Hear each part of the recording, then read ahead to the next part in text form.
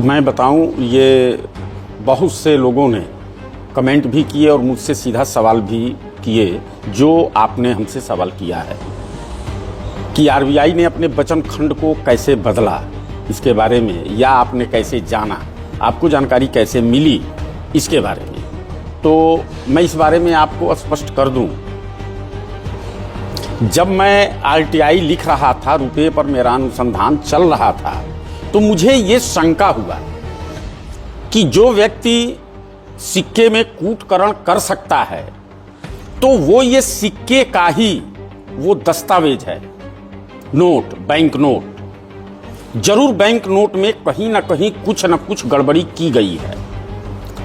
और मेरा उसी दौरान पुणे स्थित जो आरबीआई का अभिलेखागार है, मुझे वहां जाने का अवसर मिलता है और वहां मैंने गहन शोध किया। और उस शोध के दौरान मुझे जो दस्तावेज मिले, उससे खुलासा हो गया कि भाई ये तो बहुत बड़ा फॉल्ट है और ये बहुत बड़ी गलती इन लोगों ने किया है और ये पूरी देश की जनता से छुपा करके की गई गलती है और जनता इसके बारे में बिल्कुल अनभिज्ञ है, उसको कुछ नहीं पता। और यहाँ आने के बाद मैंने भारत सरकार को और आरबीआई को, दोनों को ही इस बारे में आरटीआई लिखा और जो दस्तावेज मिले, उस दस्तावेज में स्पष्ट लिखा था। और लगभग आप सभी लोग जानते भी हैं, हमने बुक में भी वो फोटो दिया और मैं आपको आज फिर दिखा देता हूं।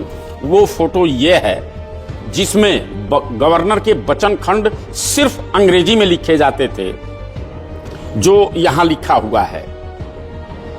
ऐसे करके आज जो ये वचन खंड लिखा जाता था उसमें और पहले जो वचन खंड लिखे जाते थे उसमें, दोनों में मुझे बहुत बड़ा अंतर लगा। मैंने सोचा कि इसके बारे में आरटीआई से पूछा जाए और मैंने आरटीआई को लिखा, जो आपको बुक में भी मिलेगा। और जब मैंने आरटीआई लिखा तो आरबीआई ने उसका जवाब दिया कि मैं आरटीआई में यही क्वेश्चन किया था कि इस समय जो गवर्नर के वचन खंड लिखे जाते हैं, क्या ये शुरू में भी यही था या इसमें कोई तब्दीली की गई है। वो मेरा आरटीआई ऐसे था कि जो अंग्रेजी में पहले लिखा जाता था, मैंने इसी शब्द को आरटीआई में लिखा कि क्या ये शुरू से ही लिखे जाते थे या इसमें कोई तब्दील किया गया है। इसके बारे में आप हमें प्रमाण सहित जवाब दीजिए।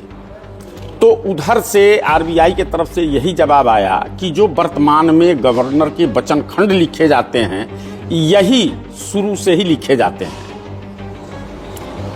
वही मुझे शंका हुई कि मेरे साथ ये सही जवाब नहीं दिया जा रहा है, तो मैंने प्रथम अपील किया। प्रथम अपील में भी वही बात हूबहू बताई गई। हमने केंद्रीय सूचना आयोग में द्वितीय अपील किया और उसके बहस के दौरान मैंने वो सारे सबूत जो इनके अभिलेखागार से मिले थे, रुपये का, बैंक नोट का, मैं वो लेकर के गया। और जैसे ही बहस शुरू होता है, मैंने जब उसको रखा, तो रखने के बाद जो वहाँ अध्यक्ष महोदय थे, जो निर्णायक थे, जो हमारी बहस सुन रहे थे, वो बहस सुनने के बाद दंग रह गए। और उन्होंने जब जैसे ही मैं शुरू किया और मैं बताना शुरू किया, इन्हीं के अभिलेखागार का वो दस्तावेज मैंने दिखाया कि श्रीमान देखिए, मैं जो इनसे क्वेश्चन किया हूं उसके उत्तर में ये झूठ बोला गया है, छुपाया गया है, जबकि आरबीआई के इस अभिलेख से ही ये सिद्ध होता है कि इन्होंने वचन खंड में परिवर्तन किया है। उसके बाद वहाँ के जो जन सूचना अधिकारी और डायरेक्टर महोदय थे, अपीलीय अधिकारी, उसमें से एक आदमी खड़े हुए और उन्होंने कहा इस बात को कि श्रीमान घनश्याम वर्मा जी ने जो भी बात कहा है वो सही बात कह रहे हैं। ये हमारे यहाँ हमारे अभिलेखागार गए थे फला फला डेट को, और इन्होंने वहाँ से ये जो दस्तावेज दिखा रहे हैं ये सही है, ये हमारे अभिलेखागार का है। हम इनके प्रश्न को समझ नहीं पाए और ये जो बात कर रहे हैं सही है। सन 1968 तक ये शब्द लिखे जाते थे और 68 के बाद जब हिंदी और अंग्रेजी में ये वचन खंड छपना शुरू हुआ, ये उस समय परिवर्तन किया गया। ऐसे इस परिवर्तन को सुन करके और वो महोदय स्वयं दंग रह गए और उन्होंने मुझसे स्वयं कहा कि वर्मा जी, आप कैसे यहां तक पहुंच गए, क्योंकि इस देश की आबादी इतनी है और किसी ने भी अभी इतनी गहराई तक नहीं गया, आपका दिमाग कैसे उधर चला गया। ऐसे करके हम लोगों में थोड़ी देर कुछ बहस हुई। हमने कहा श्रीमान हो गया, चूंकि समाज की सेवा में आदमी जुड़ा है, और आ गई बात दिमाग में। और उन्होंने आरबीआई को आदेश किया कि इनका जो उत्तर है पुनः आप दीजिए, और जैसे इन्होंने प्रमाणिक दस्तावेज मांगा है वो सब आप इनको मुहैया कराइए। खैर, यहीं से ये शुरू होता है और यहीं आरबीआई ने जो इसमें कूटकरण किया या रद्दोबदल किया या परिवर्तन किया, ये चीज पकड़ी गई। और ये साधारण चीज नहीं थी, ये साधारण नहीं है। ये रुपया ही सिर्फ इसी से, वचन खंड से ही ये रुपया अवैध हो जाता है। अगर कानूनी दृष्टि से देखा जाए तो इस रुपया से लेन देन करना ही अपराध है। कारण यह है कि ये रुपया अवैध हो चुकी है। तो बहुत से कारण है। और जो आपने जैसे ये क्वेश्चन किया रुपया के बारे में कि आपको कैसे पता चला, तो मैं इसको स्पष्ट कर दूं कि खुद राष्ट्रीय अभिलेखागार जो पुणे स्थित आरबीआई का अभिलेखागार है, उसी से मुझे ये मिला।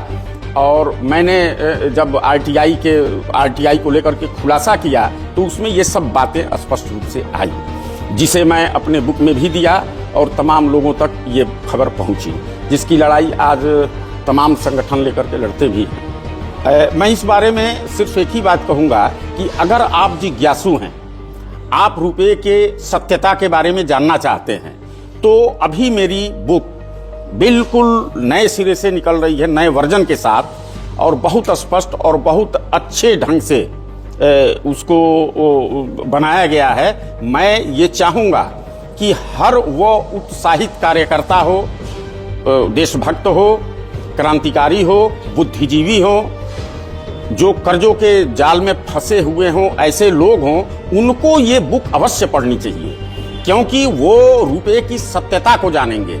और जब जानेंगे तो उनको खुद ये आभास होगा कि ये देश के साथ और पूरे 140 करोड़ जनता के साथ ये महाअन्याय हो रहा है, और इस अन्याय को रोका जाए। और इसके लिए जहां तक प्रयास हो, हम सब मिलकर के और इस वैचारिक अभियान को और आगे बढ़ावें। और अगर कोई बात हो तो पूछिए।